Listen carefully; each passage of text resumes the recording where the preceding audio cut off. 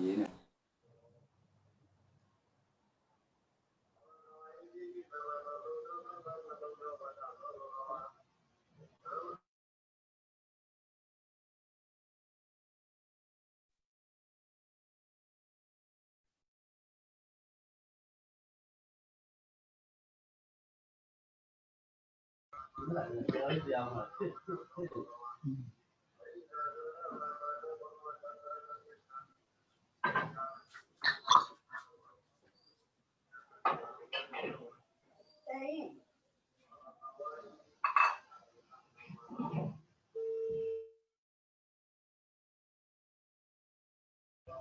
ီလေးမင်းဟိုညနေကျရင်အေးမင်းမ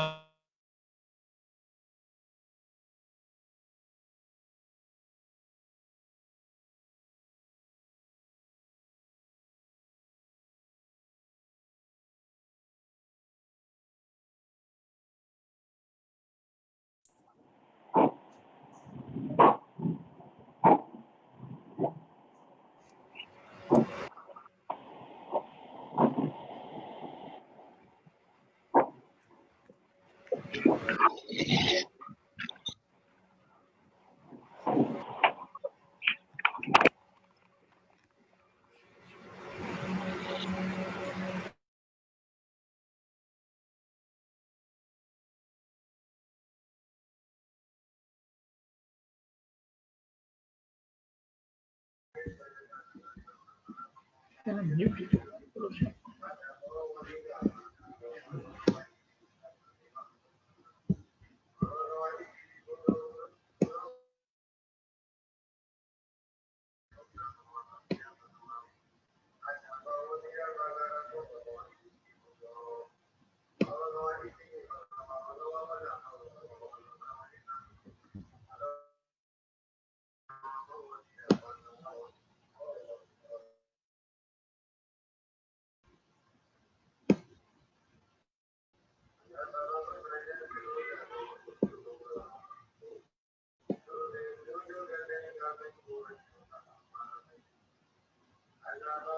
သူကလူ400တော့မီလီဆိုတော့နည်းနည်းအောက်ဖြစ်တဲ့သဘောရှိတယ်ချက်တဲ့သဘောရှိတယ်မှန်တယ်ဟုတ်ကဲ့တန်တွေကိုမြုပ်ဖြစ်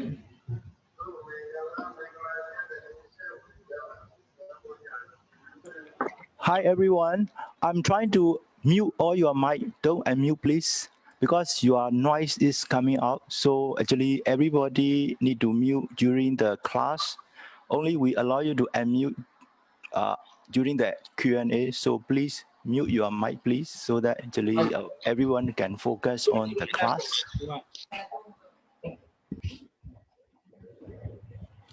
So I'm trying to force everybody to mute here, but you don't unmute from your side first.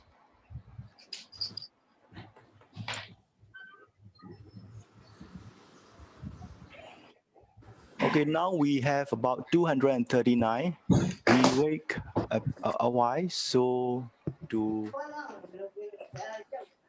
Okay, so look like him. Wow, as you know it.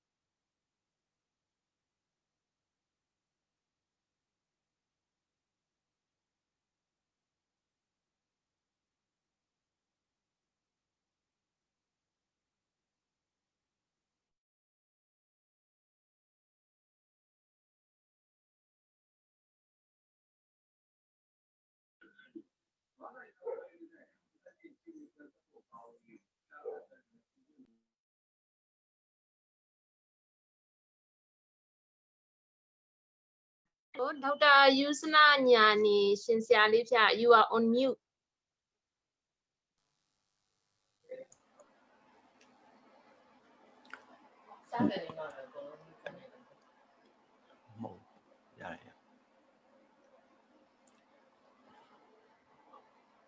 We will wait for next 3 minutes.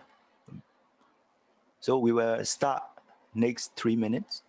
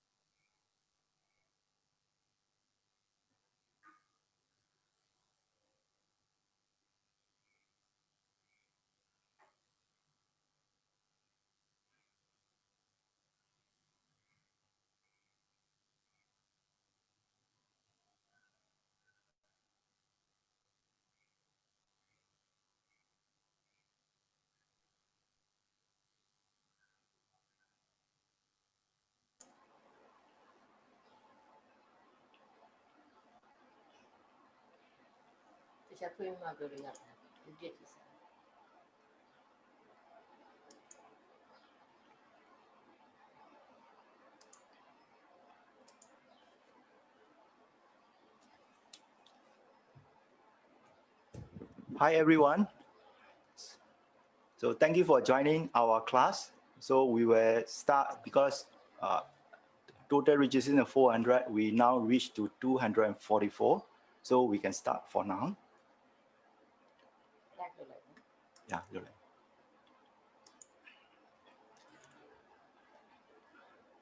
So good morning, good afternoon, good evening, everyone. So we are very, my name is Charlie Jolwin. I'm from the Mat Download. We are the event organizer for this Abhidhamma class. We are very excited and see many of you registered for this class.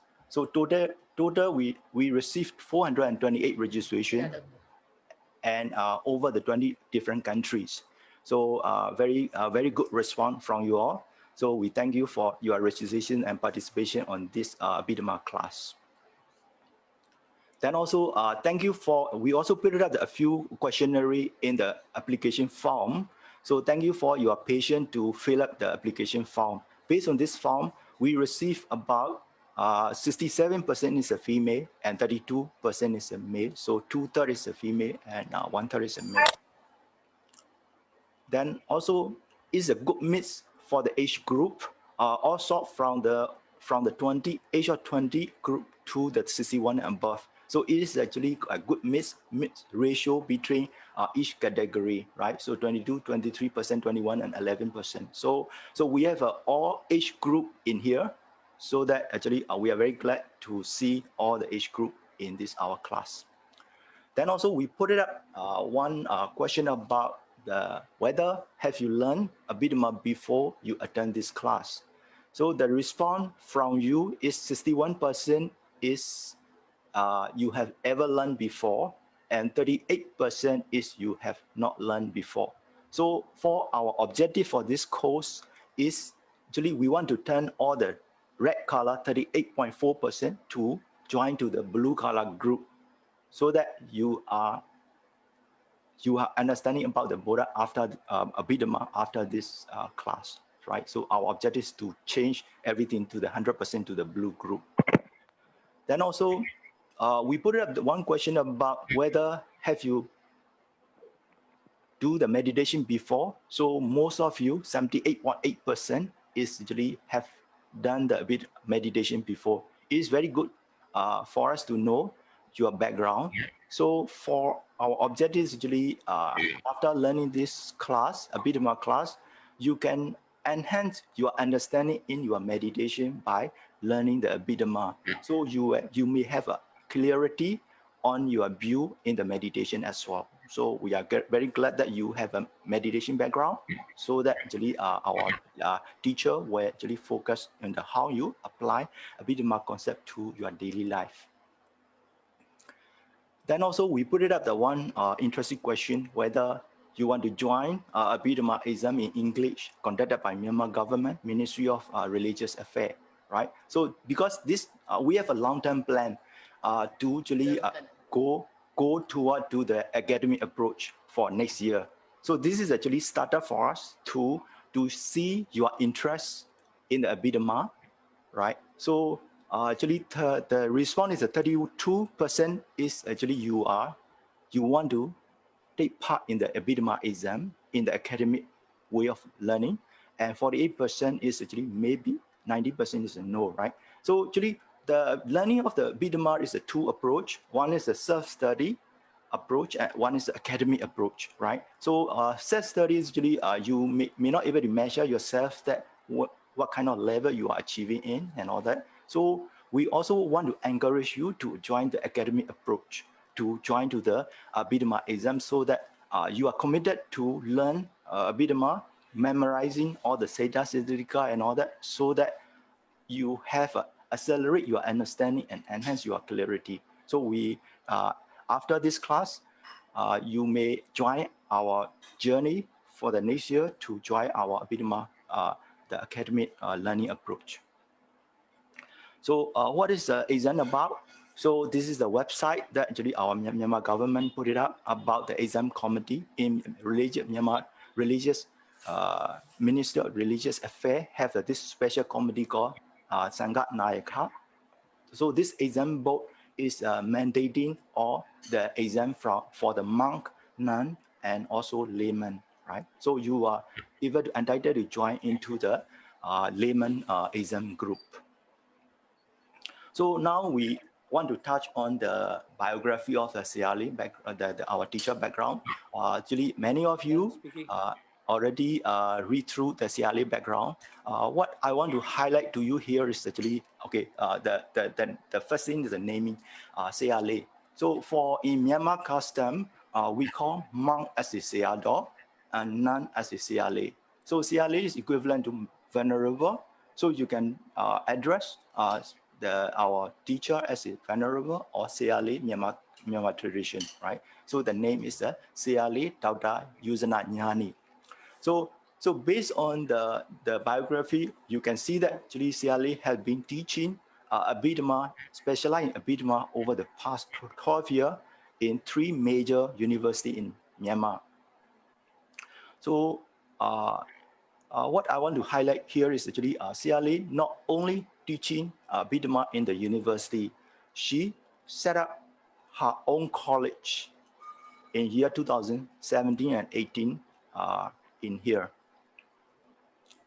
So this the college called Tajatdida Bodha College, right? So this is actually specialized for non only, and actually all the materials and teaching is in English. So based on our survey form we have, is 2/3 is a female. So it is one of the opportunity if in future you like to join to the nun, you can think of this Bodha College as your training ground as well, right? So it's actually very the 3 major objectives to nurture the Bodha nun, and also to train the new generation of the nun to the thinking scale, language scale, and not deviate from the essence of the Bodha teaching, and also to create opportunity to learn locally in Myanmar as well, right? So the whole school started with the 42 nun in year 2017 and were received. So actually go to the full academic program in the year 2018, right? So in year 2019, actually kick off a diploma BA in the Bodha study. with the 38 none, right? So for the year 2020, unfortunately, due to the COVID-19, the academic program is paused for now. So the subject matter teach in this college is Sutta, Abhidhamma, Vipassana, Pali, Buddhist, English, and thinking scale. So the college is mandated by two key principles: is Sayalay, Dauda, Nimala, and Sayalay, Dauda, Yuzana, Nyani. That actually today you are experienced to learn from her, right? So all the faculty member, the 8 key teacher is the mandating the whole thing. So mostly all are 2 doctor and 2 PhD candidate, 2 candidate as well.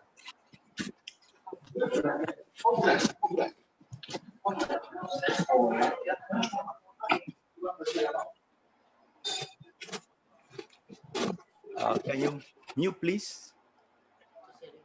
Oh, mute all. Okay.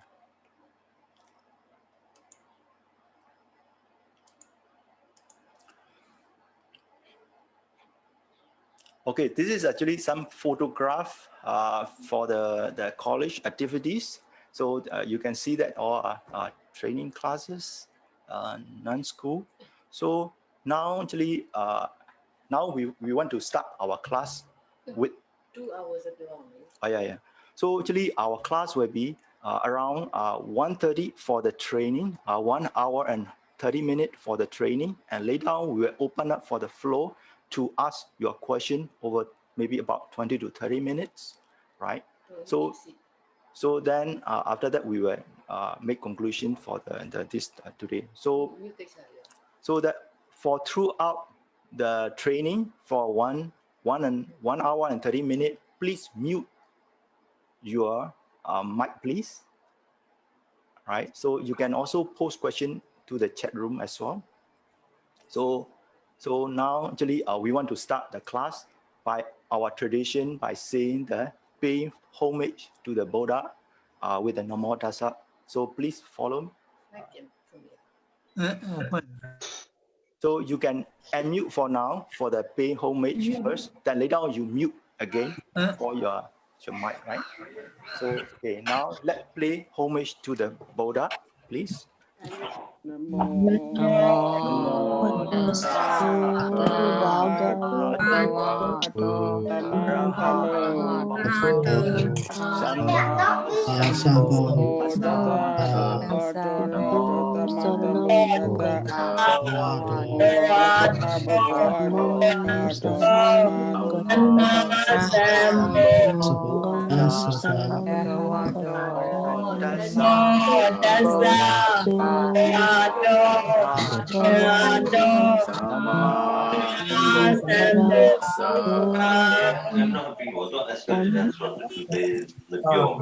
Sama Sambuddhasa. Mute all your mic, please, so that Sayalay can start her class by teaching. Hello everyone. Good morning to our participants in Myanmar, Thailand, Indonesia, Cambodia, China, Malaysia.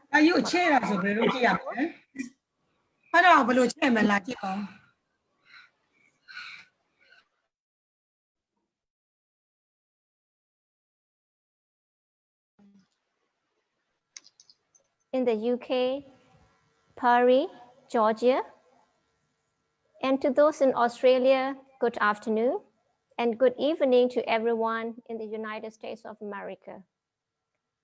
Mengalaba, auspiciousness to you all. It's a great honor and privilege for me to be here today to conduct an 8-week Zoom class on the what does Abhidhamma mean to us, as kindly and actively organized by the Dhamma Download family. And first, I would like to extend my warm welcome to this class And my heartfelt appreciation goes to the Dhamma download family and all the participants from all over the world and everyone who make this class a success. I was very happy and excited to see that we have over 400 participants who have registered for this class. It shows that how much people got enchanted to the teachings of the Buddha. And also thank you very much for your trust in me. As a learner of Abhidhamma, I myself don't want to say myself as a teacher, but since I'm conducting this class, I would generally be addressed as a lecturer. But as a learner of Abhidhamma, for this 8 classes, 8 weeks, we all will see what Abhidhamma means to us. So I hope that this theme that I have chosen for you would be sort of interesting, at the same time motivating to raise and ask questions on what Abhidhamma means to us. So before we go and see what Abhidhamma means to us, first, I would like to share what Abhidhamma tells us. Okay, so what Abhidhamma tells us? So many of you have heard of this word Abhidhamma, and there are quite some Buddhist traditions that teach and share and practice this Abhidhamma teaching. And coming from this Theravada background, I would stand on the ground that Theravada, in the Theravada tradition, Abhidhamma is the teaching of the Buddha. I say that because in the scholastic world, some scholars hold the opinion as Abhidhamma is the later work. Not to argue this, through this course, we will see how Abhidhamma is taught and how it has been handed down to us from tradition to tradition. And I'm sorry that I couldn't provide you with the prior handouts or notes or reading materials.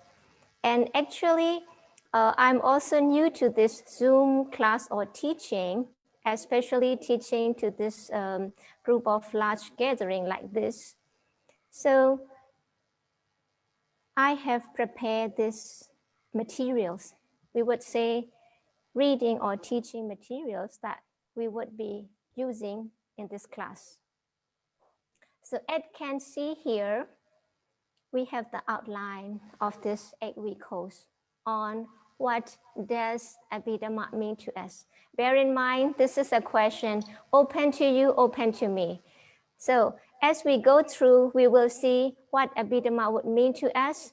And at the end, hope at least it means each and every one of us will be able to provide an answer on what Abhidhamma means to me, right? So this is our target. So prior to what we go about, what Abhidhamma means, or what Abhidhamma tells us, I would like you to have a look at the textual analysis of the Buddhist teachings. So that would be our first focus. And later on, of course, we will have an overview of the Abhidhamma that would cover the definition and the origin of the Theravada Abhidhamma, and of course, a brief introduction on the 7 Abhidhamma texts.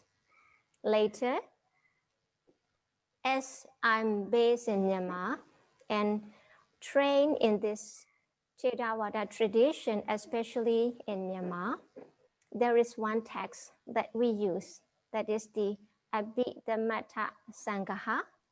In Myanmar, pronunciation is the Abhidhamma Tengaha, or commonly known as Tenjo, because that would be served as the summary of the 7 Abhidhamma texts as per the scholars. And Of course, it is rather true.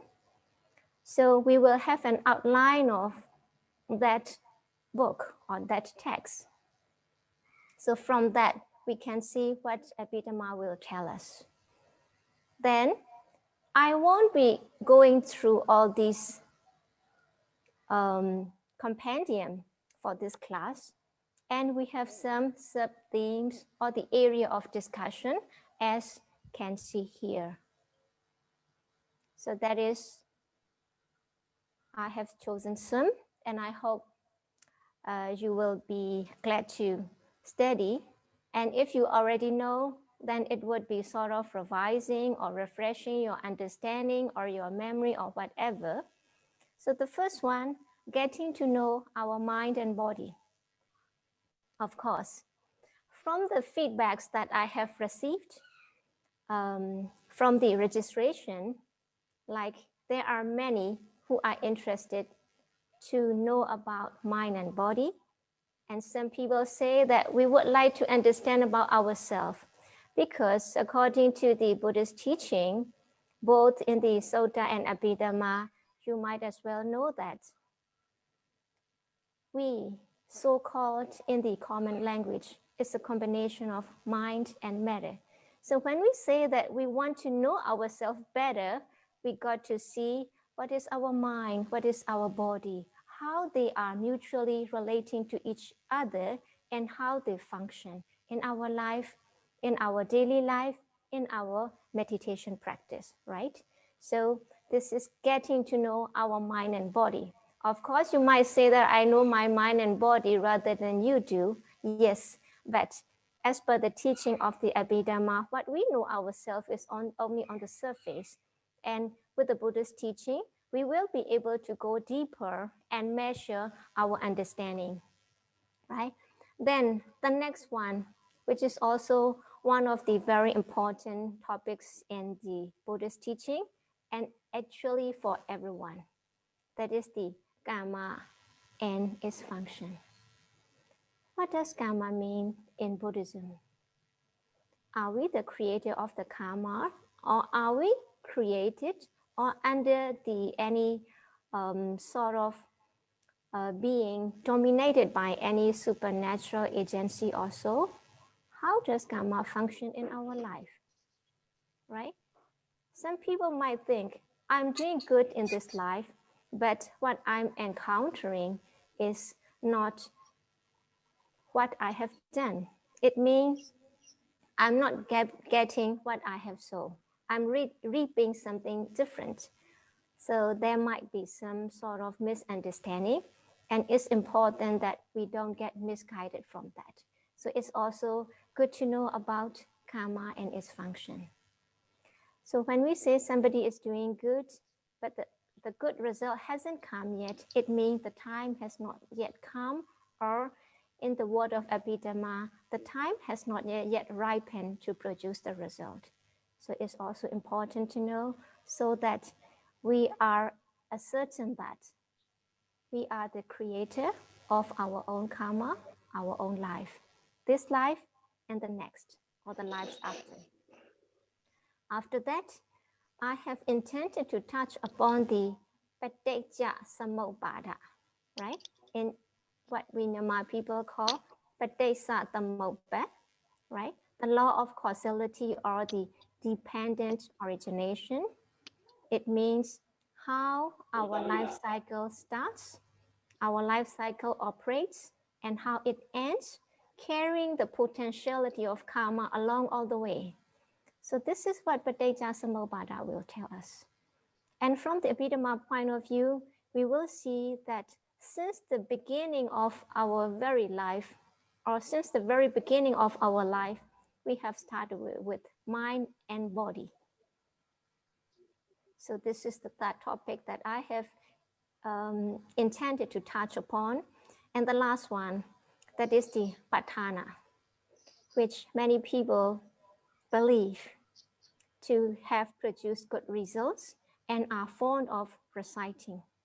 Yes, recitation is also helpful, but at the same time, we need to have sort of contemplation or applying. So in that I say Patana in daily life. So I hope that your interest will come under these umbrella sub-themes of getting to know our mind and body and about our karma and functions and how our lives starts and operates and ends, and at the same time how we can live our life better and peacefully, and of course more beneficially in the context of the Patana. So this is what I have chosen. And I have noticed that some people have sort of interest in the VT or the thought process, and like Yamaka or Pokala Penyati, some of the Abhidhamma texts as their area of the interest. And I hope that even though not to a big extent that we will be able to cover somehow as we move along, right? So I hope that you will kindly agree with me. And moving on to the next one, that is the textual analysis of Buddhist teaching. Some of you or many of you might know, but my intention is for those who are new to Abhidhamma and who are not yet much familiar with some of the textual analysis or study, though they might have the practice at the background, or maybe those who are rather or totally new to Abhidhamma. So on that background, I have decided to start with the textual analysis of Buddhist teaching. So you can just listen to me as I go along, and if you need a reference, you can refer to the information on the slide provided here. Because it might be distracting to listen to me and to look and to read and sort of thing. So if you don't need the reference, just feel free to listen and be relaxed. So are you with me so far? Okay. Do you hear me well? Yes. Yes. Clearly. Yes. Thank you very Yes, much. very clearly, very clearly. Very clear, Sayalay. Thank you very much. Yes. Yes, thank you for Yes. Okay, thank you. So, the Buddhist teaching.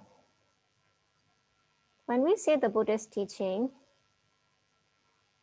these are the teachings delivered by the Buddha for 45 years throughout his ministry or teaching.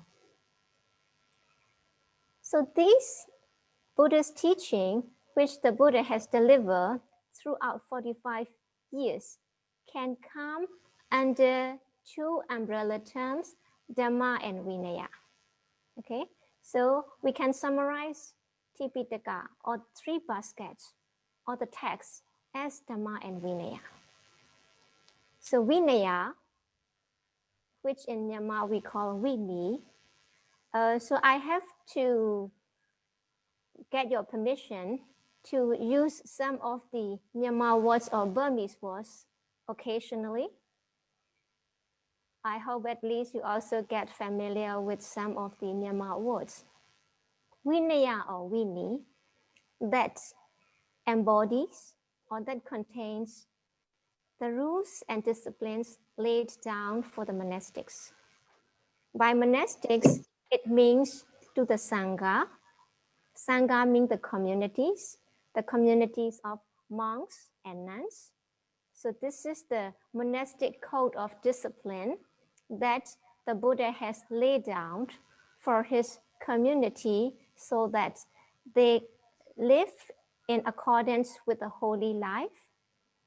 Because when the Sangha live in the holy life, it is also beneficial for themselves and also for the donors who do merit, because we believe this is a field of merit where we can sow the seed of the merit. So the next word, Dhamma, which is very important and which bears many meanings.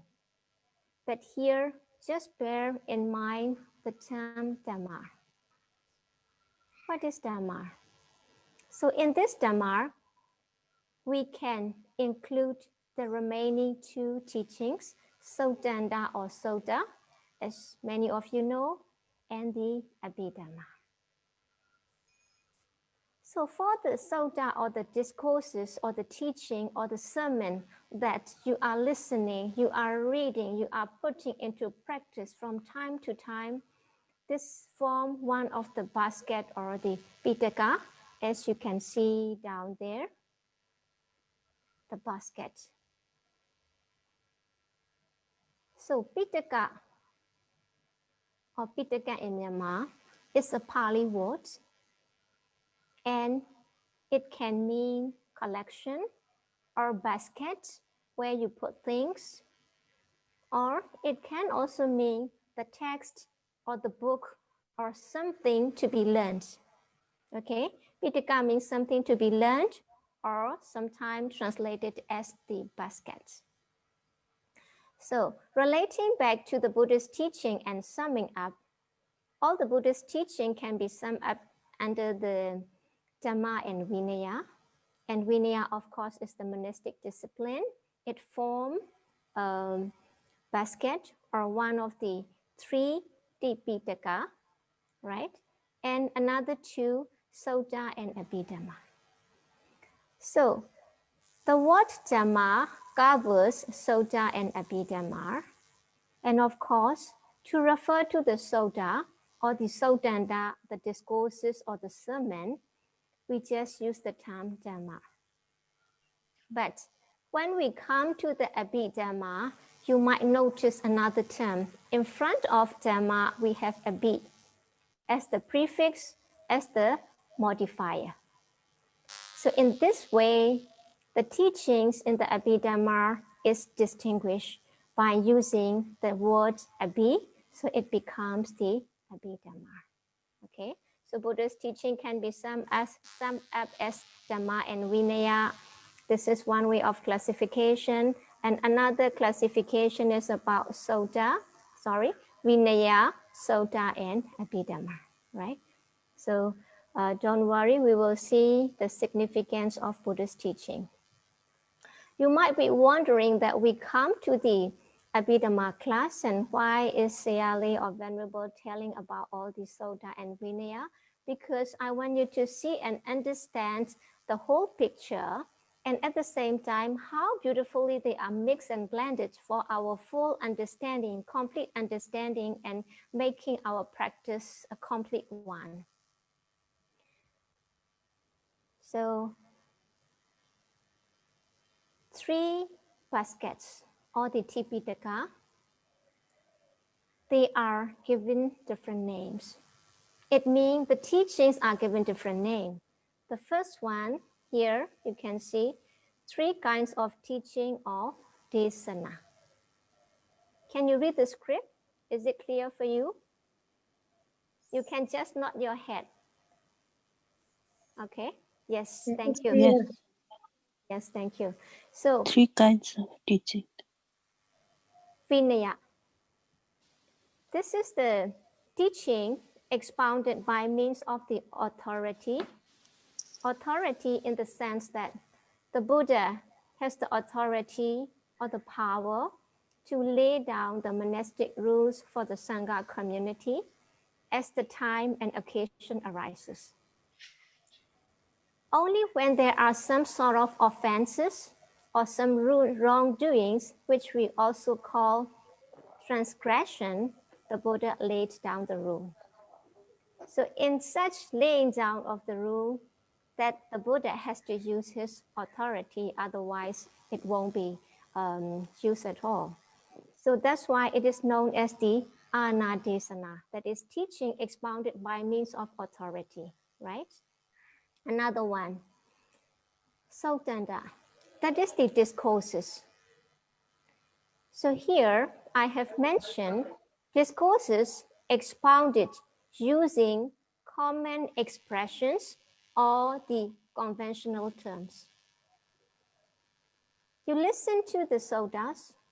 These days, due to the advanced technology, it is much privileged that you have the chance to listen to Dhamma in various ways, maybe online classes like this, or the online Dhamma teaching, or the recorded one, or the new channel that focus on the Buddhist teaching, and they might transmit from time to time, like the Dhamma download. And we also have this Parami, and in Myanmar we have Mahabodhi and Skynet and all sort of channels that would be transmitting. The Dhamma that you hear from that, these are what we call the discourses. So listening to such kind of Dhamma, you are not much new to the terms. The terms, the Buddha used the term, or the Dhamma preachers, they just use the term that are very familiar to our daily life, or our common expression.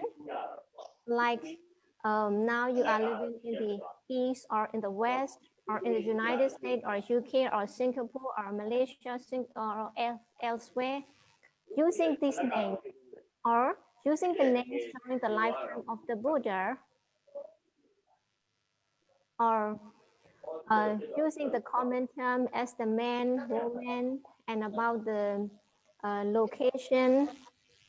So the terms that are used are the words of the common expression or the conventional terms. It means we are not new to any terms.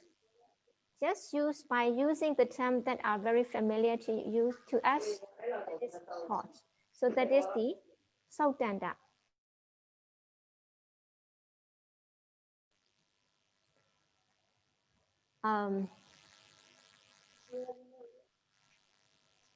This Sutta teaching is known as the Mohara Desana. It is known as the Mohara Desana.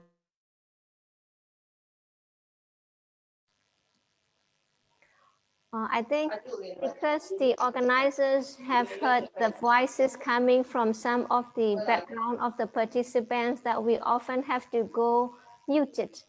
So I'm also trying to take care to unmute myself with this technology. So in my understanding, the participants will have the chance to talk when the time has come for the question and answer, right? For the time being, for the convenience of everyone, that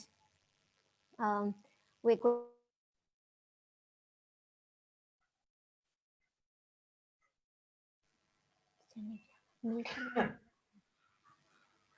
A moment, please.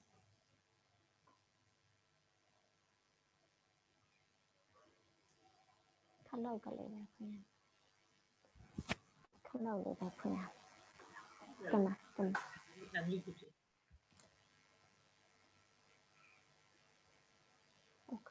mail.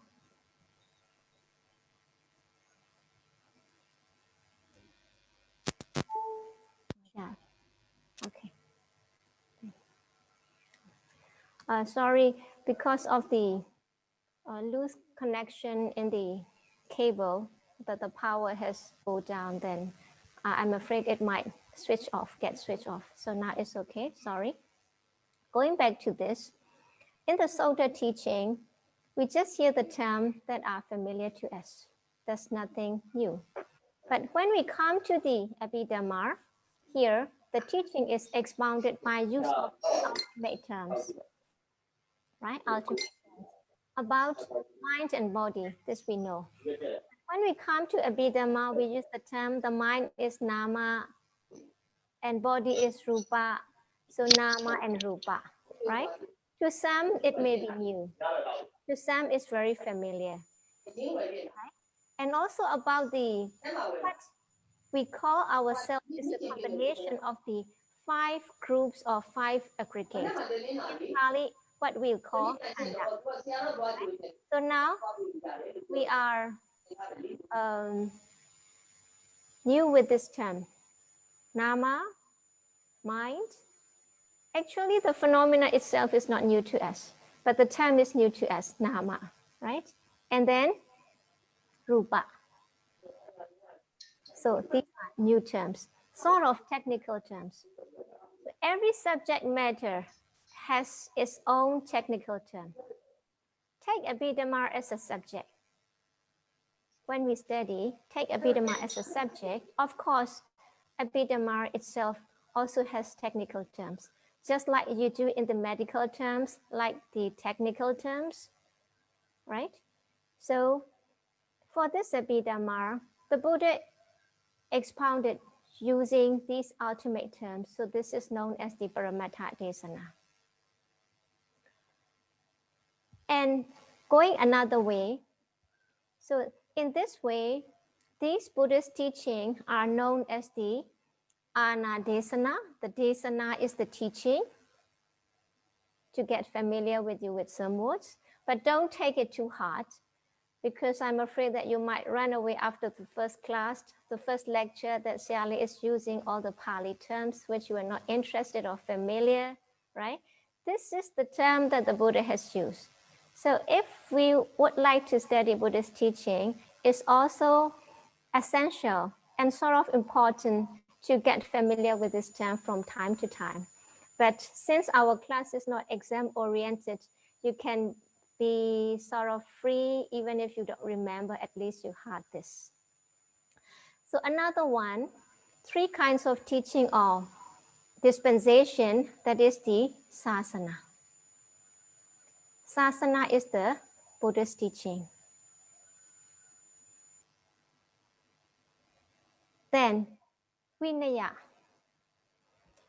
In the monastic disciplines, for the Buddhist community, the Buddha has laid down the monastic rules.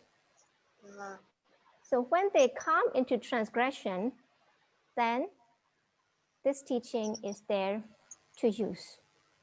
So it means admonition used in accordance with one's transgression.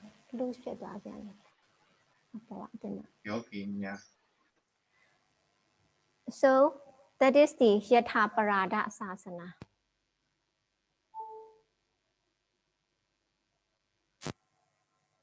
Now the cool down and more.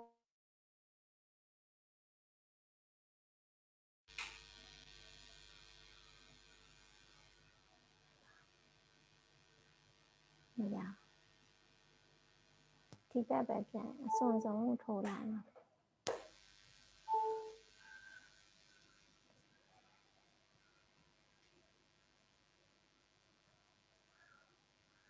တစ်ခုနဲ့ခုထားတယ်ကောင်း sorry to get interrupted. I have concern for the power outlet.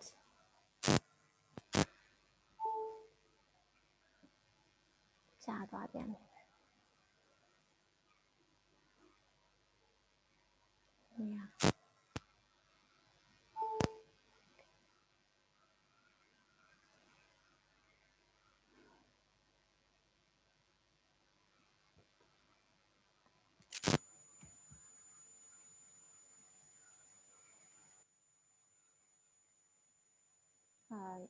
Not this one.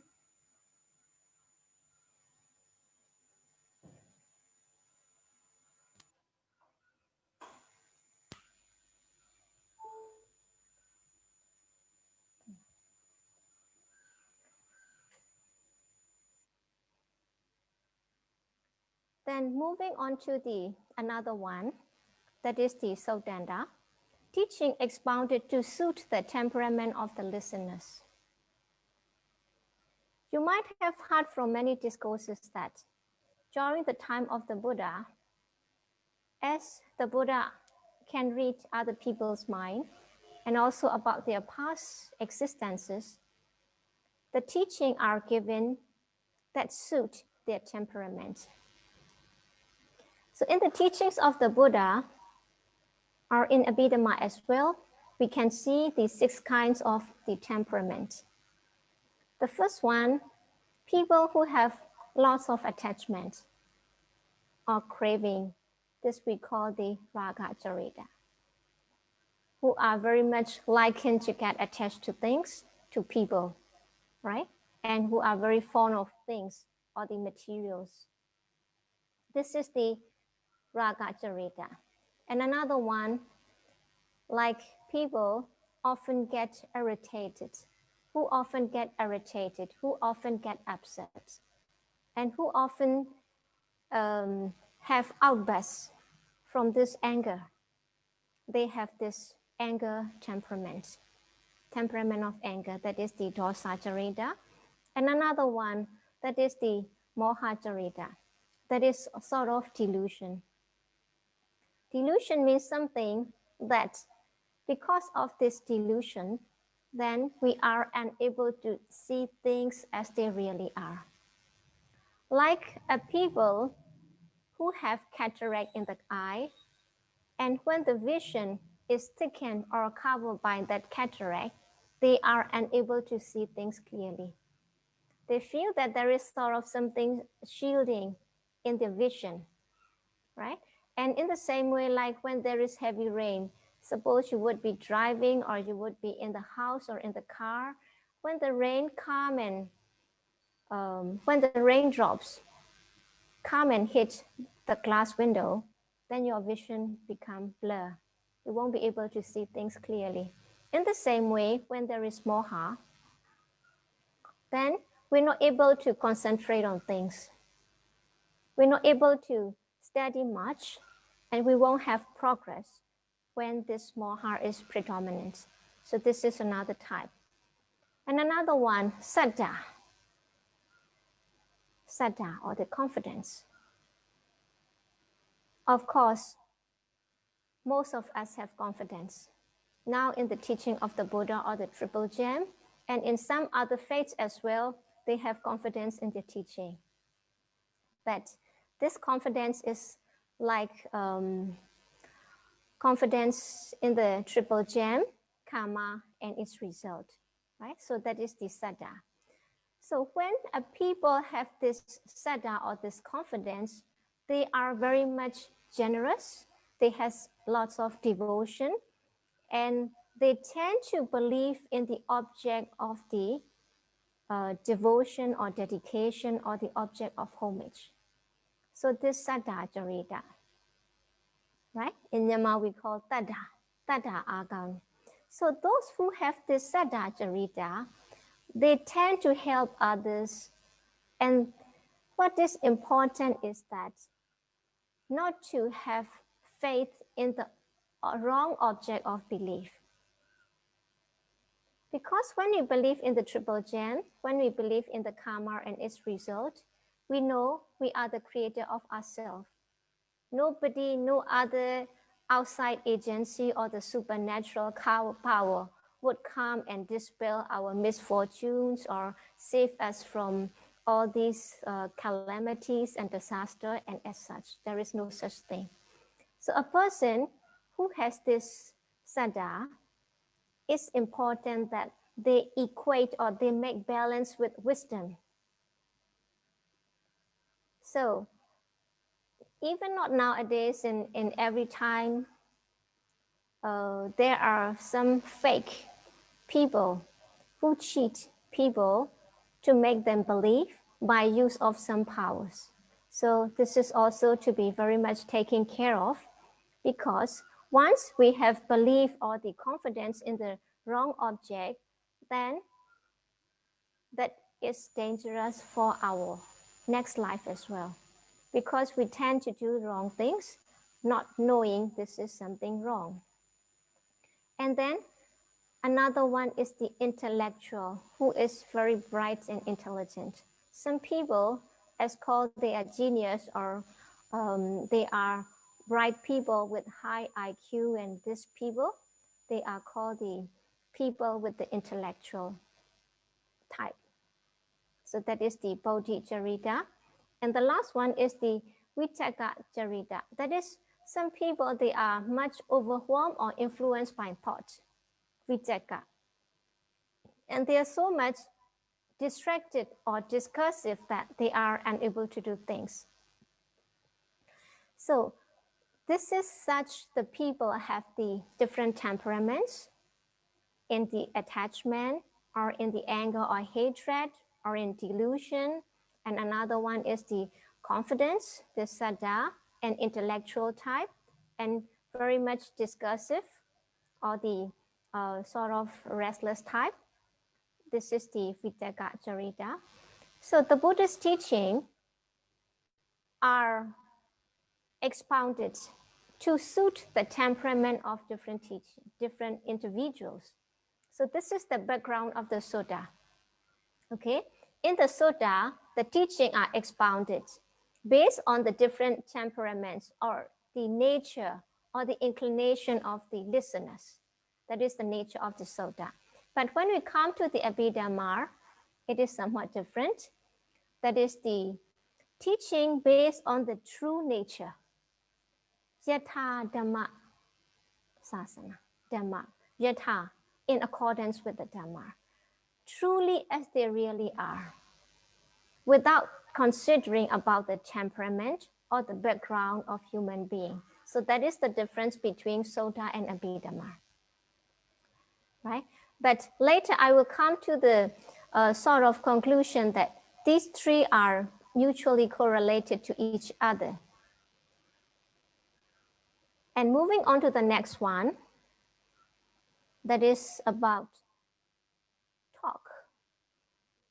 We have this Dhamma talk or the Abhidhamma talk. And talk mean it also can be sort of like teaching. And the Vinaya, that is the talk to restrain minor and major offenses or transgression. That is the Samvara Katha. Samvara means restrain. We have to avoid from doing wrong things. So according to the Vinaya rules, there are some major offenses which cannot be fixed. It means when a monk or a monastic member has committed that kind of wrongdoing, that monk no longer belong to the Sangha or the holy life. But there are some minor rules that can be corrected after confession to the community of the Sangha. So you might think that we are lay people. It is no use for us to know what are the monastic codes for the Sangha, but it is not so. If you know those monastic rules and if you have knowledge, then you can also help them practice their holy life. So this is also beneficial. The next one, Sodanda, talk to dispel wrong views. Wrong view. Our view, our thinking, our philosophy is not right. It's not in accordance with the teaching of the Buddha. Then this is called wrong view. We don't have right view. A person doesn't have right view. It means wrong view. This wrong view is also very dangerous because if our thinking is wrong, accordingly, we will behave, we will act wrongly, right? So this is very important. So in Sodanda, the teaching is focused to dispel wrong views. If a person have wrong view, because that person has done something wrong, then consequently, that person would be born in the woeful abodes, in the apaya. When things are not permanent, we tend to take things to be permanent, right? We want our happiness to last long, our prosperity to last long, our loving people, our dear and near ones to live long, but it is not so. And especially during this time of COVID, many people hear the sad news that you have lost like your colleagues or the family members or the people in the world because this is not permanent. This is not in accordance with our wish, right? This is not manageable. This is not within our control. So that is what we call anatta, non-soul, non-self.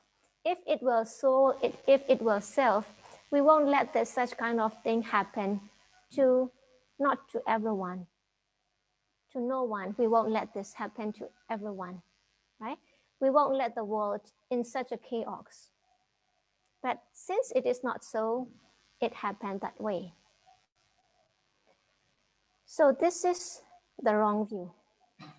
So it's also very important factor that we have to be taken care of. Then moving on to the Abhidhamma.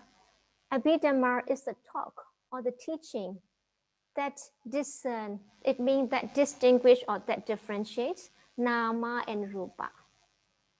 Okay, the mind and body. So the term here is the nama rupa parecheda.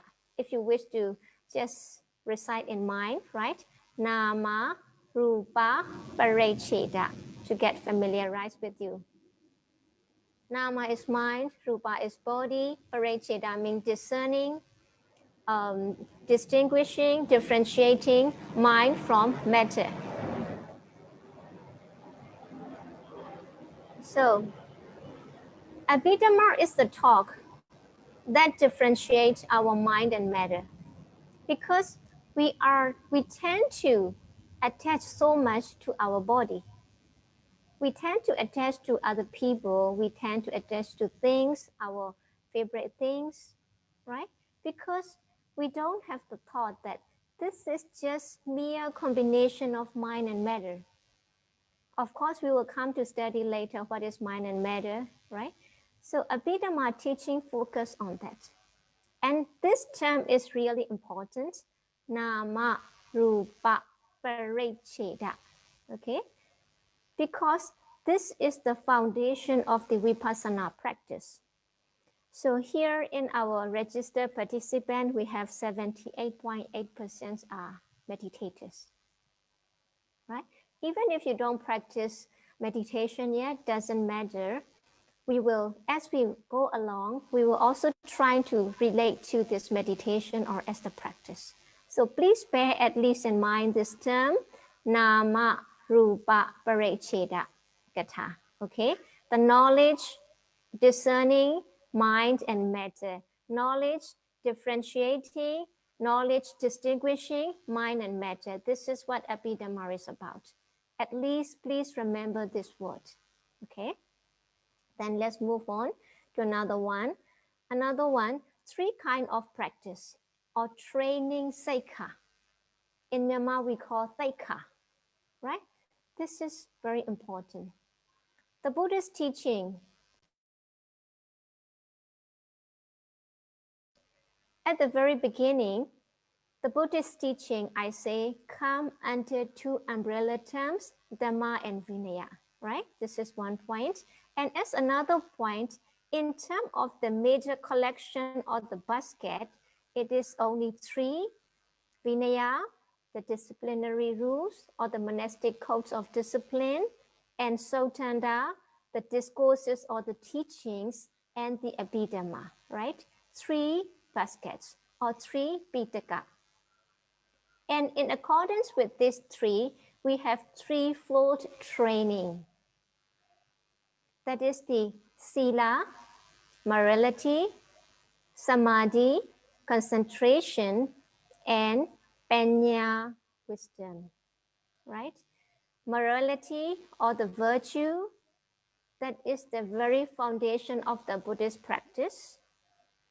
And as we move on to another step, that is the concentration or the tranquil state of mind or the concentrated state of mind, that is the samadhi, and the wisdom, panya. Without morality, without purification, or without cleansing our morality, we will never have our peace of mind. We can never get the concentration, right? Because the Buddha say, you might have heard this word.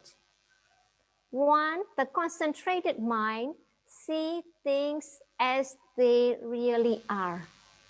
I will repeat.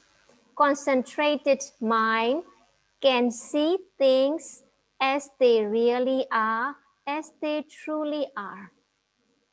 It's very apparent. Now we are communicating to each other. You are trying to focus on me, if you don't have focus or concentration, and if you get lost with the people or the noises around you, then you won't be able to hear me, right? So concentrated mind see things as they really are. That is the only when there is the concentration of samadhi, there is chance for the wisdom or panya to arise. So the Buddha's teaching is a very beautiful blend or mixture of these three things intertwining: morality, sila, concentration, samadhi, and wisdom, panya. Sila, samadhi, panya. In Myanmar, we call tila, samadhi, panya, right? So looking at this, vinaya, that is for the morality. Observant or the restraint of the morality. Now I'm summing up about these three teachings because I'm moving on to another word very soon. Talking about this threefold training, the monastic code is for the restraint or the refraining from the wrongdoing, wrong speech, wrong action, and wrong thought, in that it represents the morality, sila. And another one, sutta, or the discourses. You might remember one point. The Buddha aimed in the sutta teaching to dispel the wrong view. If there are wrong view, the mind cannot be purified. The mind cannot be concentrated. There is no way to get wisdom, right? Sutta teaching aim at the concentration, samadhi, and Abhidhamma, the wisdom or the panya. So that's why I would like to relate these three teachings, and you will see why it happens so. Then moving on to the next one. Relation between here, the first sermon, Dhamma Cakka Pavattana Sutta, and Abhidhamma. I want just to show you how Sutta and Abhidhamma are related. Because Abhidhamma, moving on to the next slide, you might see here what is Abhidhamma, an overview of Abhidhamma. Abhidhamma is a combination of two terms, of course, Abhi and Dhamma, as we have heard at the very beginning. And the prefix Abhi here represents two aspects. One aspect is higher or excelling. So Abhidhamma is higher Dhamma. Abhidhamma is excelling Dhamma in one sense. So that is the meaning given by the Pali word Atireka. Okay, and another one, that is something special, something distinguished. Abhidhamma is distinguished Dhamma. Abhidhamma is higher Dhamma. Abhidhamma is excelling Dhamma. Then, in that case, are the Sutta teaching lower? Or are they not as good as Abhidhamma teaching? It does not mean so, right? Then here we can see Sutta and Abhidhamma. Or in another way, Abhidhamma teaching as expounded are said to be higher Dhamma, excelling Dhamma, and the distinguished Dhamma, it means special, in the method of treatment, in the method of presentation. Okay, special or higher in the sense of treatment and in the sense of presentation. Only that is the thing. So literally, we can understand that Abhidhamma is the higher teaching in which the Dhamma is expounded in more details and in an analytical way than Sutta. It goes into more detail and it goes in more analytical way. In that sense, Abhidhamma teaching is said to be higher, said to be excelling, said to be distinguished. That should be the meaning. So please bear in mind, it is very important to have this clear notion of that. Then let me go back to the another slide, the former slide. It means relation between the first sermon, Dhamma Cakka Pavattana Sutta, in Myanmar we call Dhammasajja, which people are very fond of reciting or recitation. This recitation is also helpful when it comes along with the contemplation. This point I will come back, especially when we come to the patthana in daily life. So please continue your habits of this recitation, right? And how we can make it more beneficial, this point we will come later. So here, the composed factor of the noble truth of the path leading to the cessation of suffering. The name seems so long, right? The noble truth, that is the Ariya Satya.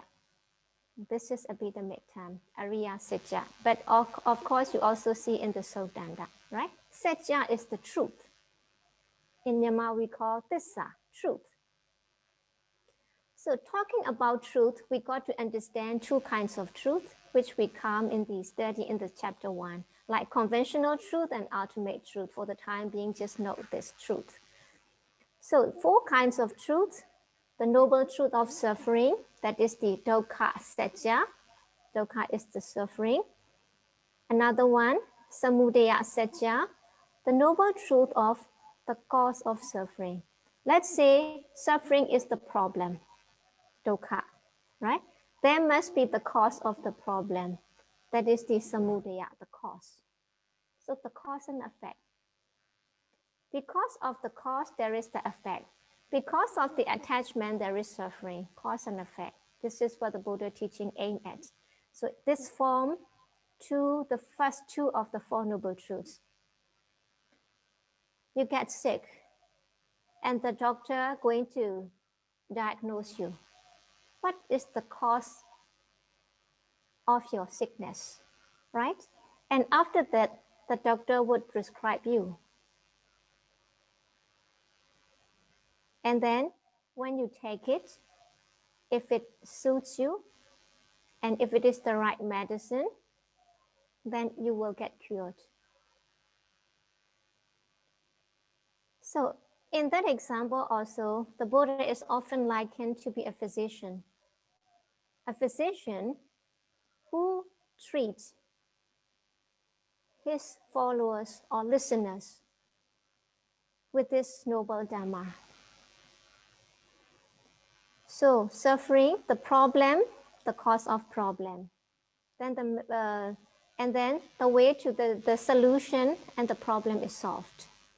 So this is like the solution, this mega satya. The noble truth, that is the Ariya Satya. Noble is the Ariya, and truth is the Satya. Noble truth is the Ariya Satya of the path. The path means Magga. The path, the way, Magga, leading to the cessation of suffering. So that represents Magga Satya. So what is Magga Satya? We often recite Samma-ditthi, Samma-sankappa. These are the factors of this Magga. So Magga is a combination or the constituent of all these 8 factors. Then as we can see here, right view or right understanding, right? This we call Samma-ditthi. Not Samma-ditthi, it should be Samma, right? Samma-ditthi, right view or right understanding. And then we have right thought, right speech, right action, right livelihood, right effort, right mindfulness, and right concentration. Actually, this is for the purpose of the practice. But even in our daily life, we can put this into practice. You're doing a business. You need to have right understanding of the nature of your business, right? Only when you understand your business well, you will have right thought. Then what do you have to do? In doing business, you need to be sincere. So there comes the right speech.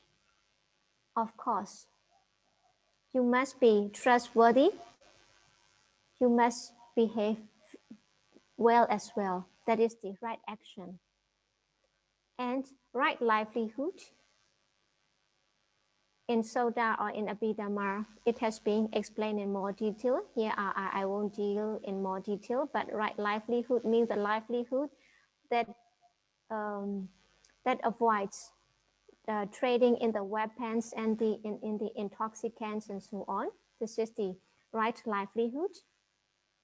And another one, for your business to have success, you need to exert or you need to put effort. This is what we call right effort and right mindfulness. We also need this and right concentration. So in order that you have success in your business, you need all of these factors working together. You have to get devoted, dedicated to your job. This is what is right concentration and right mindfulness here in the mundane sense. We can take a sort of remembrance as well, because mindfulness has two aspects that we will come when we study about the mind. So this can be put in our practice. And going back to this slide, I was trying to equate these 8 factors with the Abhidhamma terms, or the what we call the mental states, or the cetasika. Right view or right understanding, that is represented by the amoha cetasika. We have heard of moha when we talk about the temperaments, deluded temperaments. Here, amoha means non-deluded, non-delusion, or in another term we can call panya, wisdom. And then right thought, that is the vitaka. Just now in the temperament we have seen this, and after that we have right speech, sama vaja, right action, sama kamanda, right livelihood, sama ajiva. Actually, right speech, right action, and right livelihood, these 3 form the sila group, the morality group. We always have to bear in mind, without the purification in the morality, we won't get concentration in our mind, and accordingly, we won't get wisdom. So even in our life, we need to be really take care of our speech. It should be right, it should be true, it should be timely, and so on. There are other factors, right? And of course, not to get people divided, not to tell lies, and not to create stories to divide people, not to backbite people. These come under this right speech. And right action, this is restraining or avoiding from the killing, sexual misconduct, and stealing. This is what right action is about. And then right livelihood, I have already explained.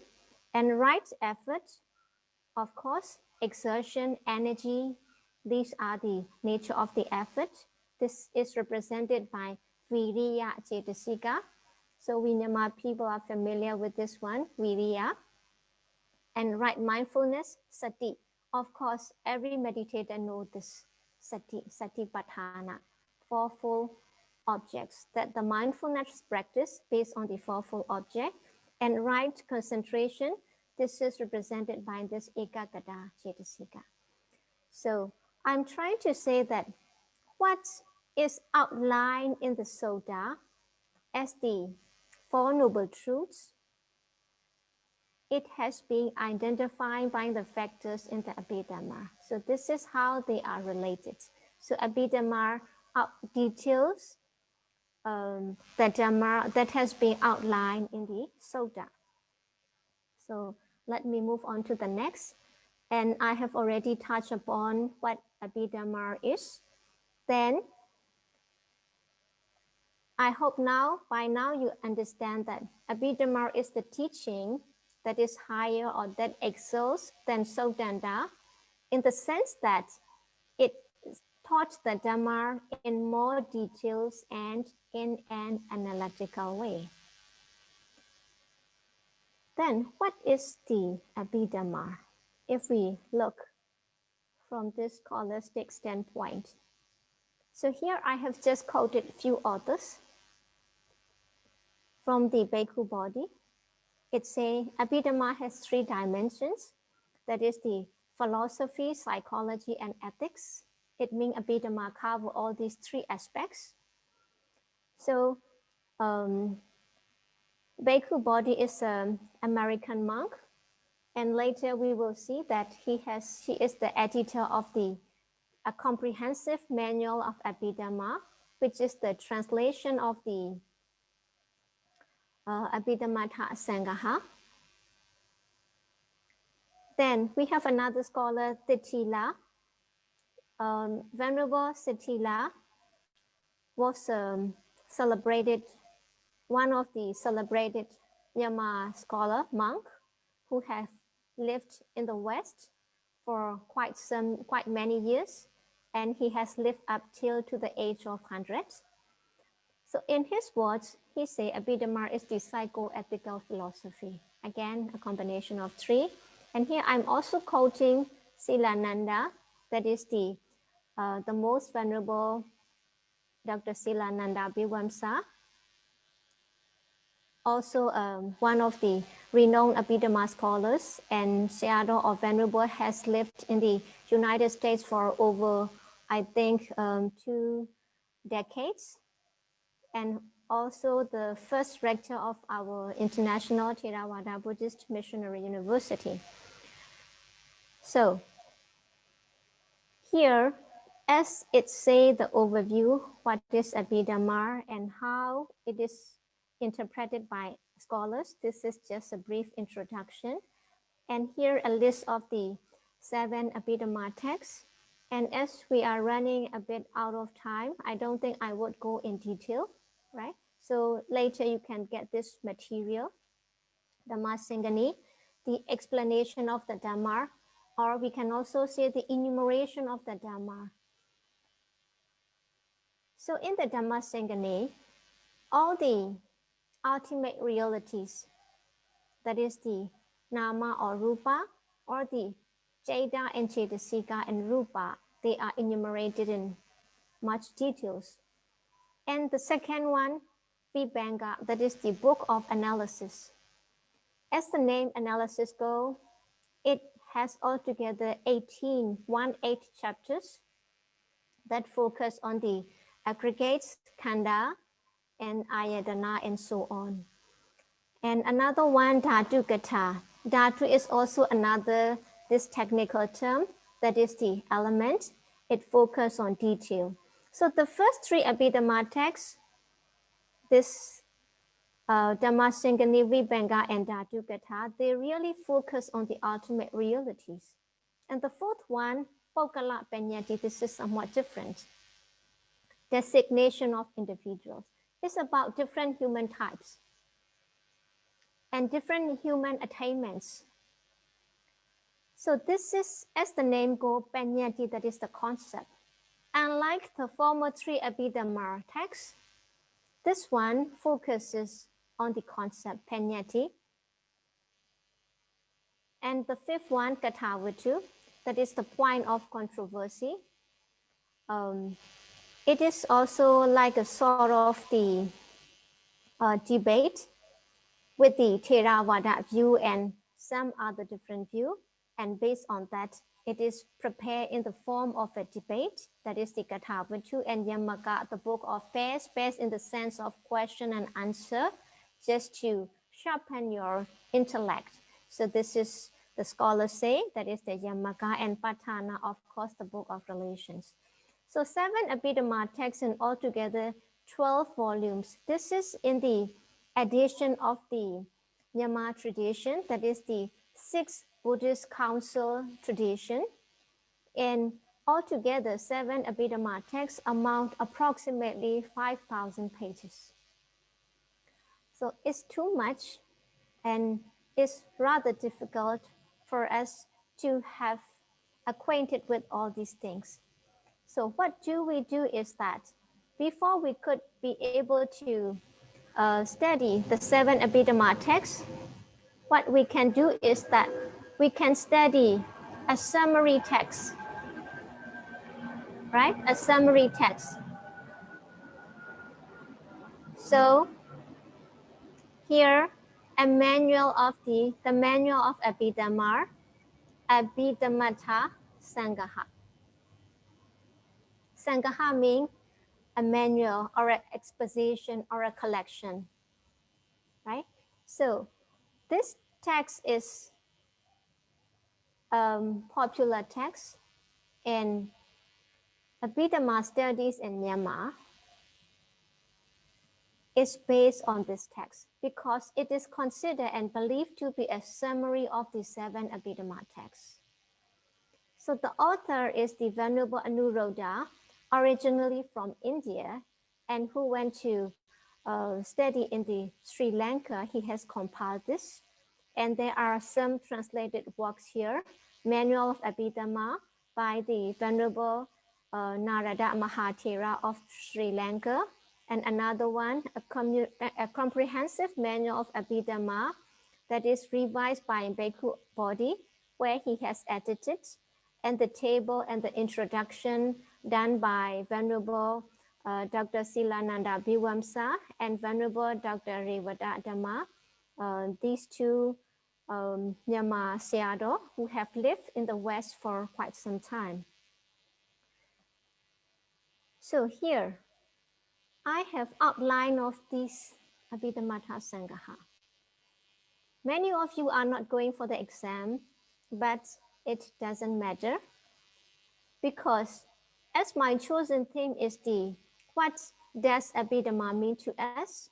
And at the very beginning, I say that we also got to see what Abhidhamma tell us. So rather than just talking itself, I think it would be beneficial for you to have outlines of that Abhidhamma Sangaha. And here I have prepared some slides. Then the chapter 1 is about the consciousness Jeta. And here chapter 2, mental states Cetasika. So the consciousness and the mental state, these two we term mind or nama. So our mind that you are listening to me at the same time, you can see me, you can hear me, and you know that your body is touching, sitting in the chair or on the floor. So you know the touching. At the same time, you are thinking very often relating to what you know before with what I'm sharing now, right? So this is the working, how our mind is working. So the chapter 1, consciousness, it elucidates the nature of the two main concepts, that is the ultimate realities, paramattha. Paramattha means this consciousness, Jeta, mental states, Cetasika, our state of mind. It belongs to consciousness. And of course, our physical body and the materials around us. And when all the pains, physical and mental pains, and all the craving attachment, it come to cease, come to stop, we call that cessation, that is the Nibbana.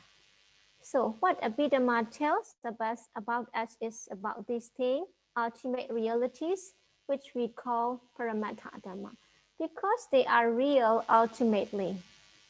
Ultimately in the sense that there is no more which we can analyze into detail. And of course, concept, Panyati.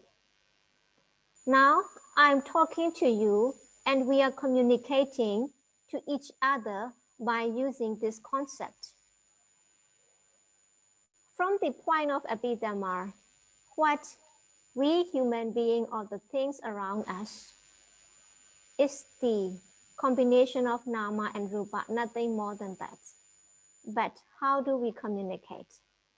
You are nama rupa sitting there, I'm nama rupa sitting here, but of course we need the name, the concept, the term to communicate each other.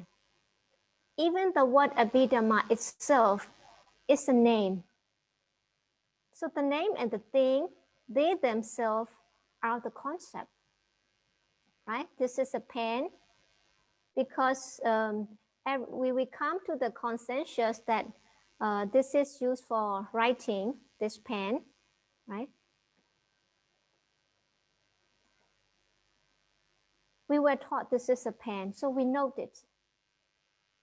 Can I have a pen? Then you relate. So when I say a pen, you see in your mind, the material to write. So this is a conventional term. But when we come later, we will see how this pen is composed of in the ultimate sense.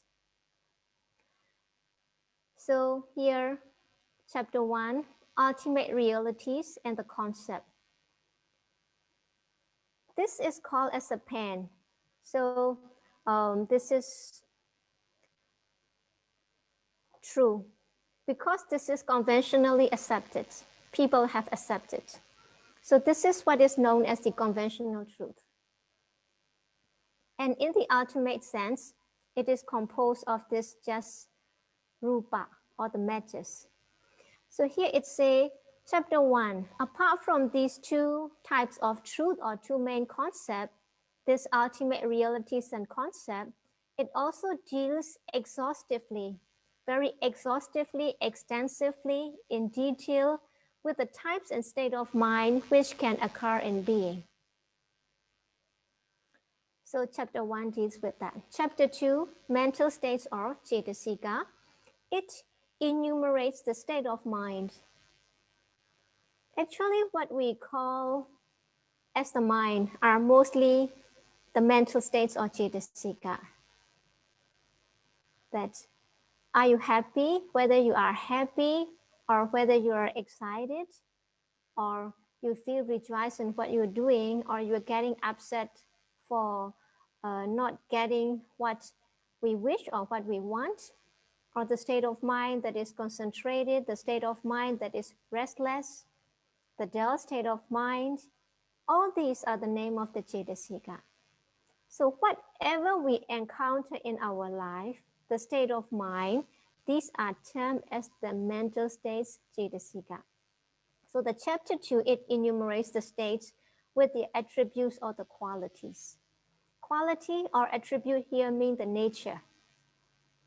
Like lobha, for example, attachment. It has the nature of getting attached to things, wanting things, clinging to things, craving on things. Either it arises in my mind or in your mind or in anybody's mind, it doesn't change. Then the nature is always true. That's why it is known as the ultimate reality paramatta. Even in the governor or the king or the queen, suppose there is attachment, lobha, it has to be termed as lobha. Termed as lobha in the sense that its nature doesn't change. So I like this word of the Sayadaw Usilananda. He say, Abhidhamma doesn't practice diplomacy. In the conventional sense, you can simply go and say that His Excellency, Her Excellency, you are very greedy. What happened? You will be fired, right? You can say that in the conventional sense. But looking from the ultimate standpoint, we can change the nature. In whoever mind arises, even in the cat or the dog, the nature remains the same. That is what is ultimate reality is about. And apart from that, the second point shows in what manner they group and operate together. The Abhidhamma is really interesting. When we study about our mental state later, for those who are new to Abhidhamma, we'll come to understand that there is no jada or no mind that comes alone. It always comes in a group. So this is very important. And in the group in which the nature is the same. Like we have a saying, birds of feather flock together. Like people with different same nature, they gather together, they can associate or they can deal with each other. And in the same way, the same is true for this mental state, that they always come together and they walk together in a group. And chapter 3, that is the miscellaneous. So after looking about the mind and the state of mind or the state of the quality or the property of mind working, then that chapter further details and analyze it in terms of feeling Vedana.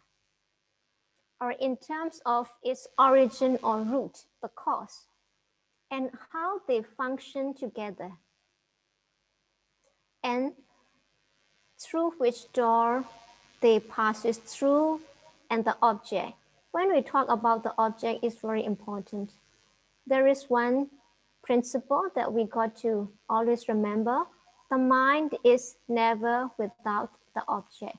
It means the mind is always with the object. Sometimes our mind is wandering so much and so restless that we don't think there is any particular object because the mind is moving so fast. Though I'm sitting here, my mind can go elsewhere. Though you're sitting in your chair, you can just go back home, you can go to work, and you can go and manage many things in your mind. The mind is so fast. But there is always an object, and the mind takes object only one at a time. So when we say mind is a combination of this awareness, consciousness meaning awareness that knows the object, there is nothing far more than awareness or knowing the object that the consciousness or the Jeta can do. The Jeta simply know, and this is colored by the Cetasika. So they arise together, taking the same object. Now, people are seeing this note or seeing me, right? The object of Jeta is this object, this light, and so is the object of this mental quality. So they must be the same. So in chapter 3, it's described the classification, all these working nature of mind in terms of sixfold classification.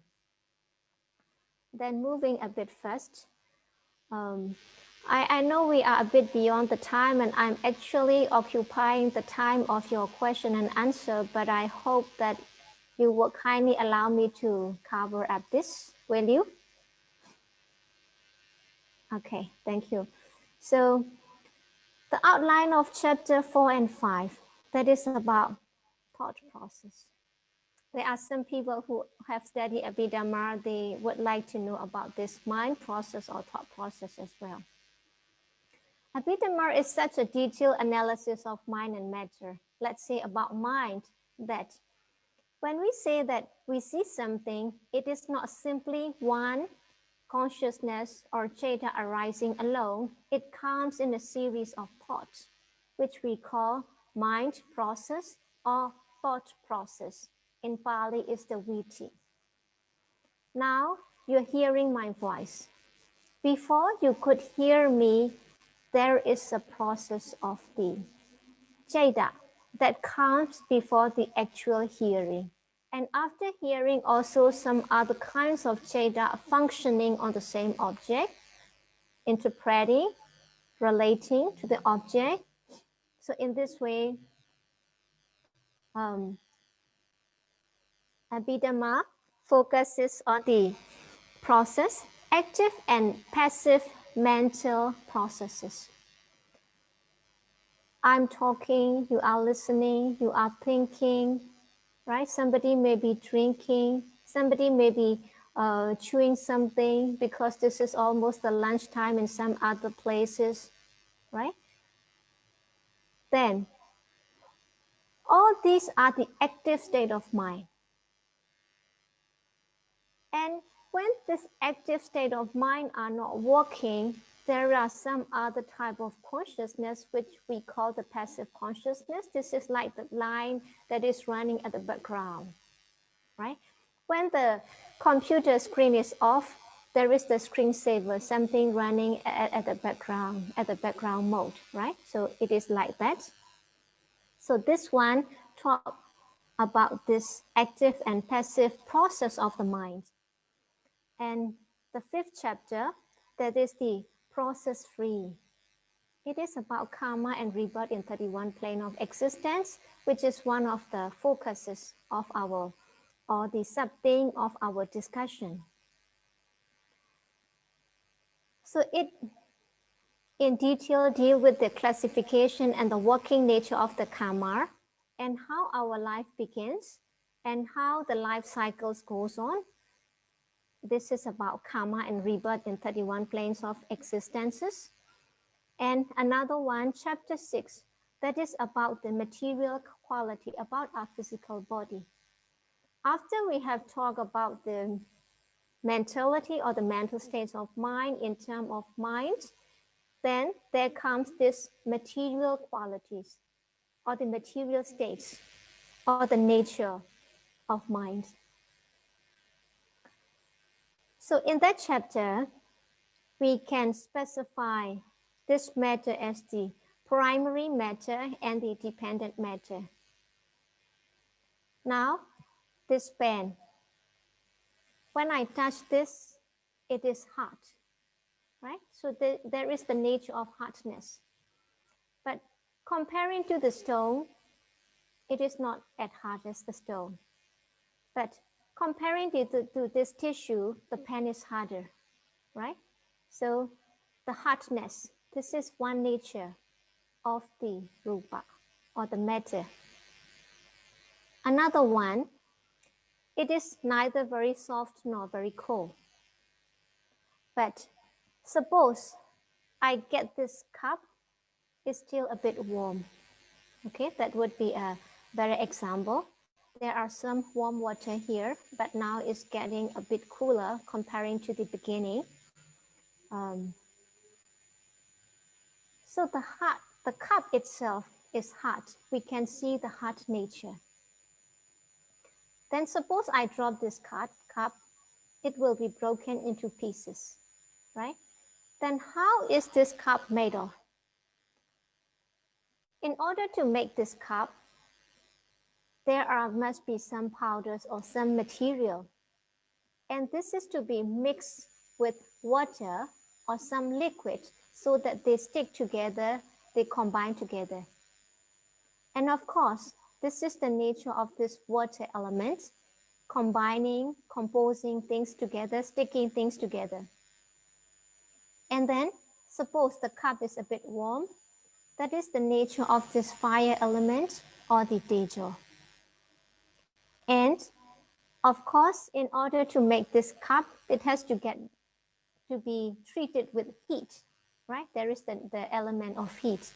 And the last one, motion, moving, supporting.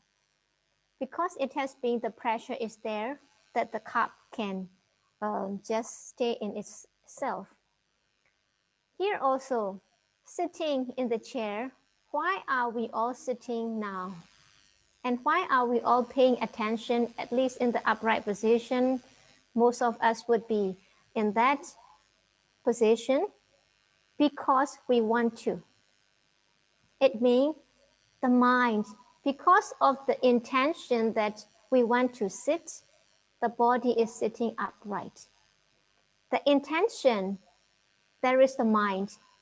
Because of the mind and supporting by this vayodhatu or this wind element, we are sitting upright. After this, oh, it's too tiring, I need to relax.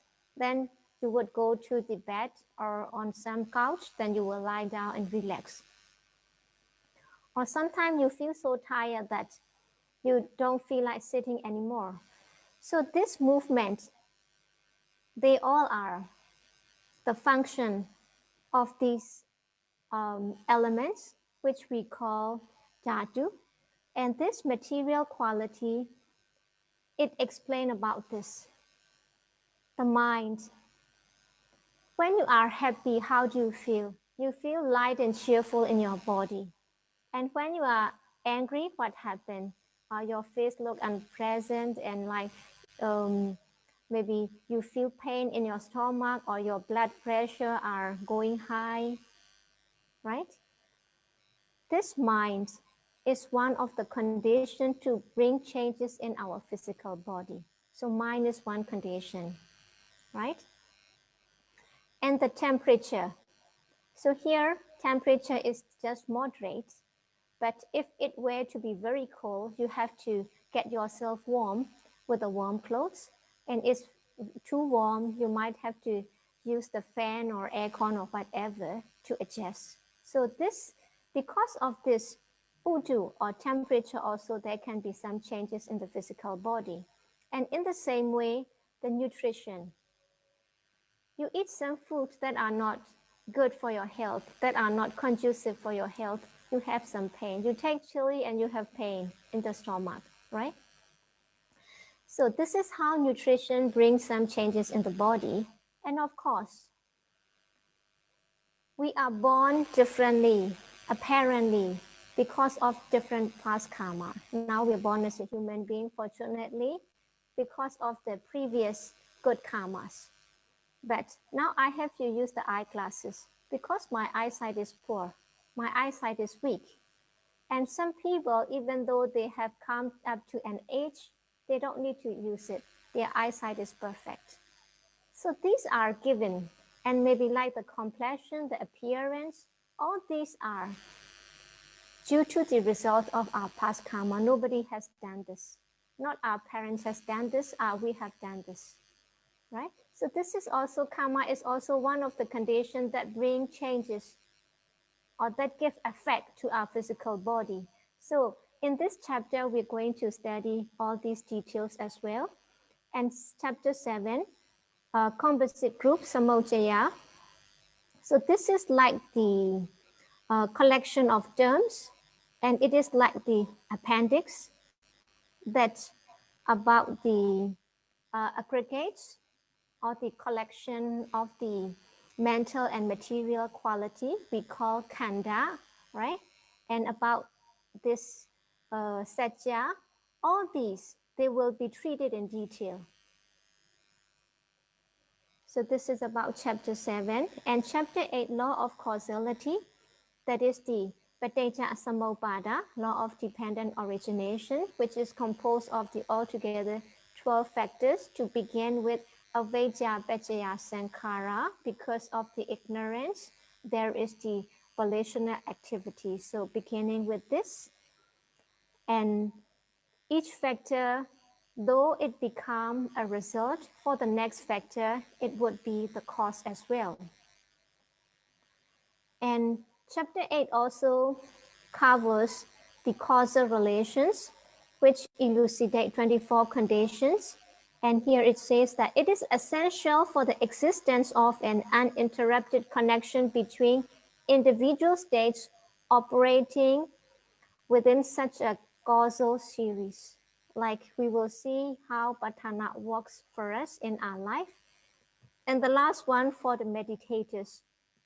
It also says that the 9th chapter or the last chapter on the Kammatthana, or in Myanmar we call what Kammatthana. This is like the summary of the Visuddhimagga, that is the path to purification. So it deals with two types of the development, tranquility and insight, samatha bhavana and vipassana bhavana. So of course, it will deal extensively with the meditation object as well. And just as I have briefly introduced, which object is suitable for which type of the temperament or nature. So this is all about the Abhidhamma Sanghahar. And looking at the structure of this, it says that the subject matter is strictly progressive, leading from the simple to the increasingly more complicated. It starts with what our mind is, what our body is, how they function together, and how the potentials of karmas are accumulated so that we are reborn, how we are reborn in the life cycle. At the same time, it also talks about the law of causality as such.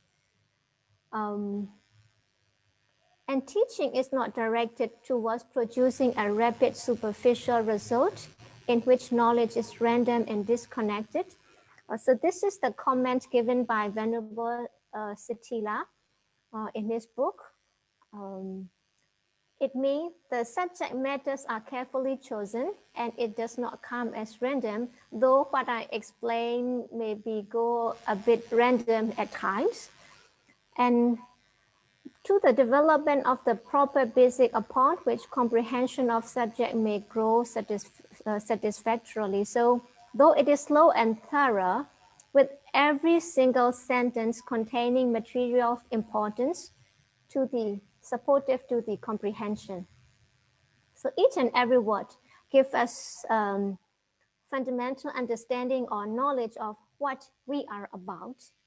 So that's come to the end of the introducing to what Abhidhamma is and what Abhidhamma tells us through the structure and method of the Abhidhammata Sangaha.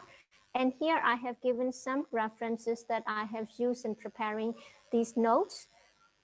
That is the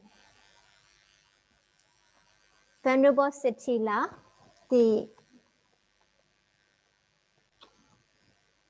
Consciousness Enlarged, this book.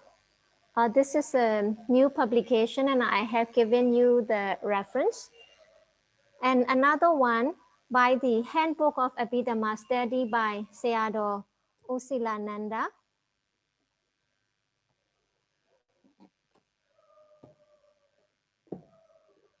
So it is a transcript.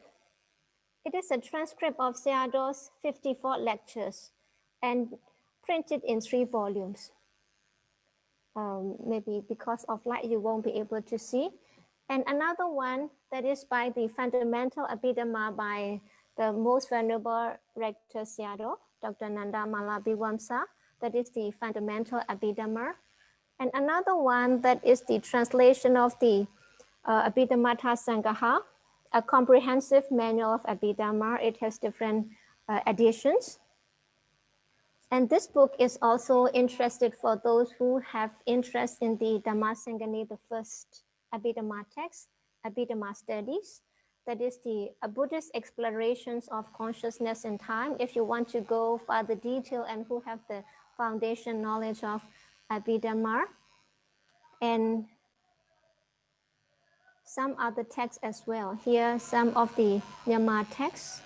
So this is let's say all about that what I have intended to say, though at some points I can't go into much detail.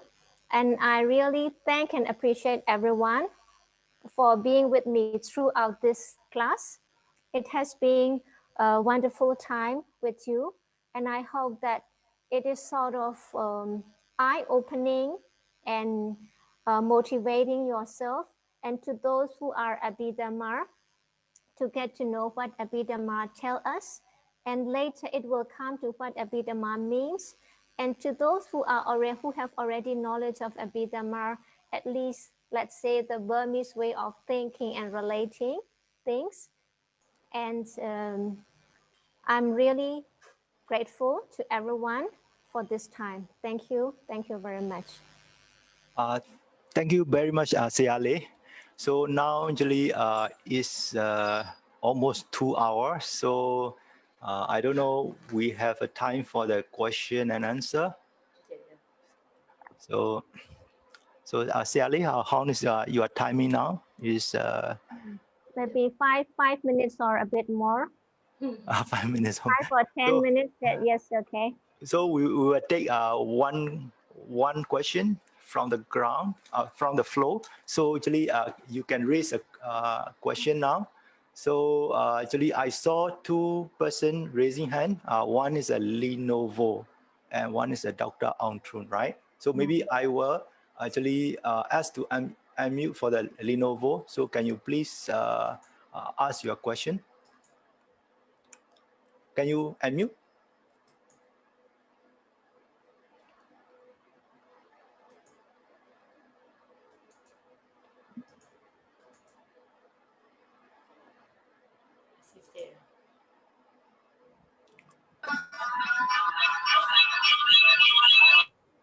Hello? Yeah. So how to change the gallery view?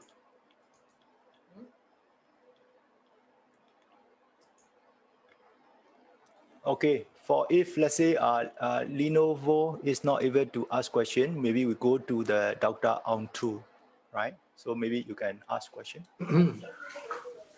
Sayalay ဥတ္တမပါဗျာ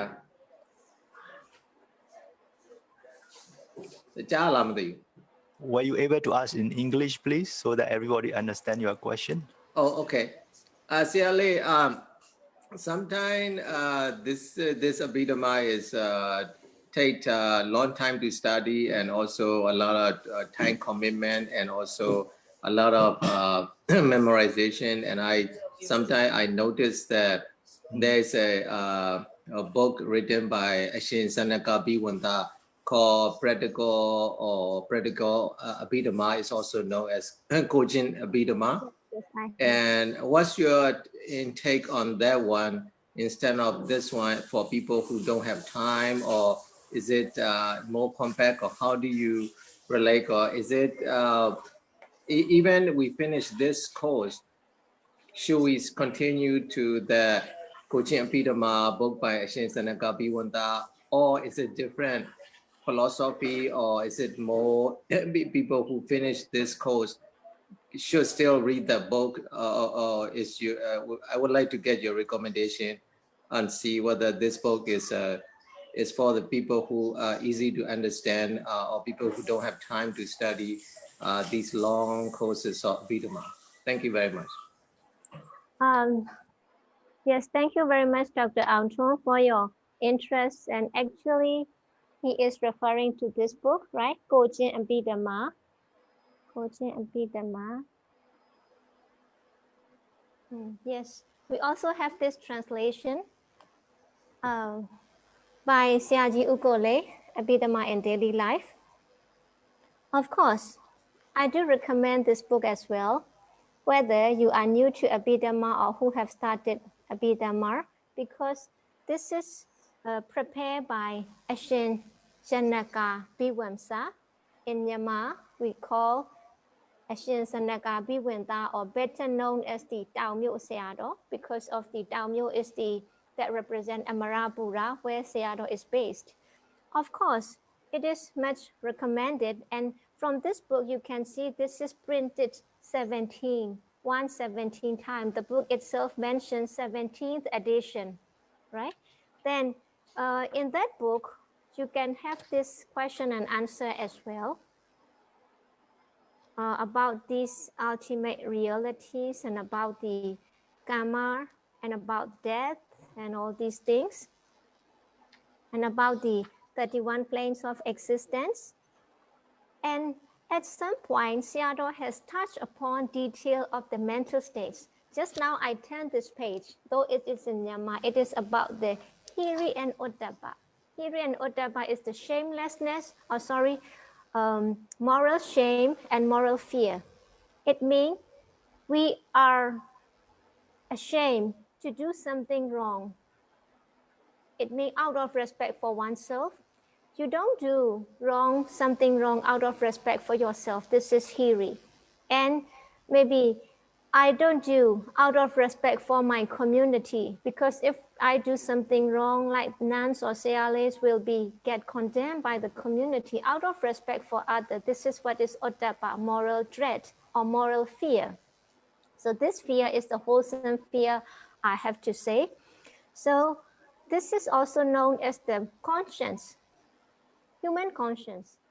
Out of respect for yourself, out of respect for others, you avoid from evil. So this is one subheading where this is talked about in small detail.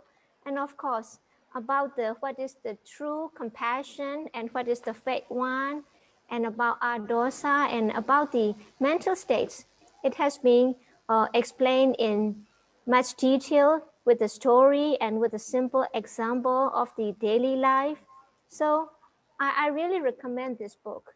And another one we also have, if you go further, this is by the Tenjo Padadika, right? This is also the same thing prepared by the Tao Myo Seado. For this is for the, let's say, those who already have the knowledge of Abhidhamma. This is a very good commentary that is recommended. So of course, I do recommend the work of the Tao Myo Seado with much respect. Thank you very much. Yeah. Sayalay, you like to take the last question?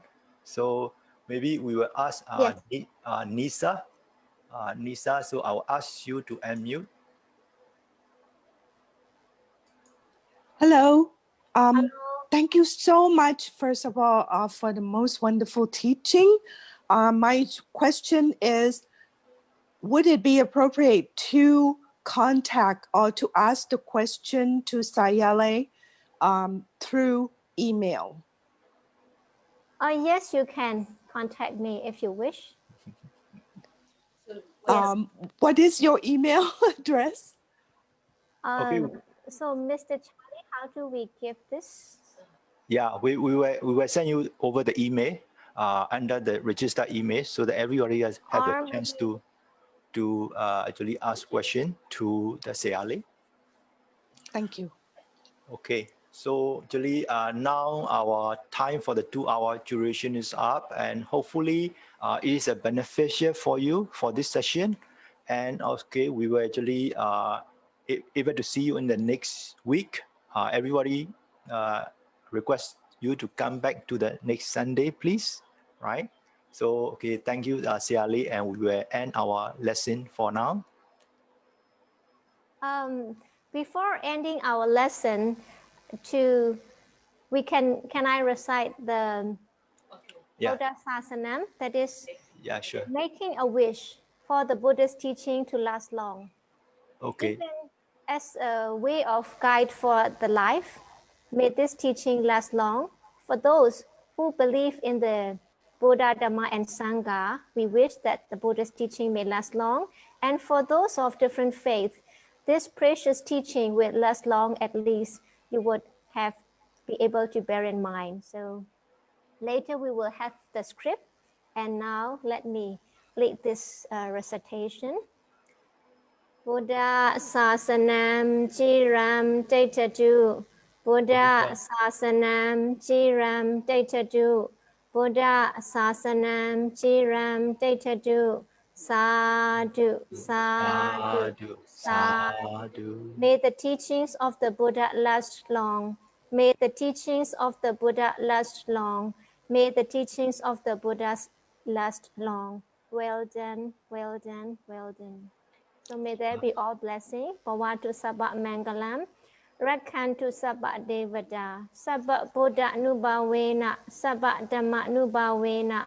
Sabba Sangha nubhavena. Sada sukhi bhavantu te.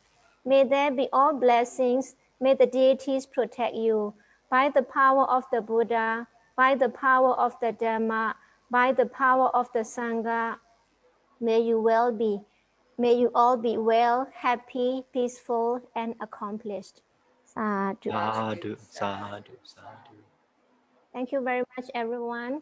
Thank you for making success. Yeah, thank you, Sayalay, and thank you, everyone. Now we will end this the class now.